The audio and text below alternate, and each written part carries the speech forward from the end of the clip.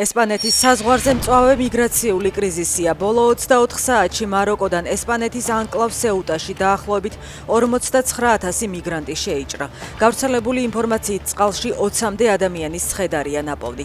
ესპანეთმა და მაროკომ სასაზღვრო ჯებირების გამაგრება დაიწყეს, მაროკოს ხელისუფლებამ კი ადგილზე წყლის ჭავლის მანქანები განალაგა. შექმნილი კრიზისის გამო იტალია ესპანეთთან შენგენის ზონის ჩაკეტვას განიხილავს.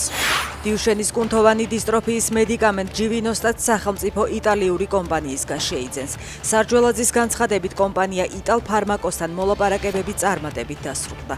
ხელისუფლება მედიკამენტის შემოტანაზე მოლაპარაკებების დაწყებას დიუშენის სინდრომის მქონე ბავშვების ოჯახების რამდენიმე თვიანი პროტესტის შემდეგ დათანხმდა.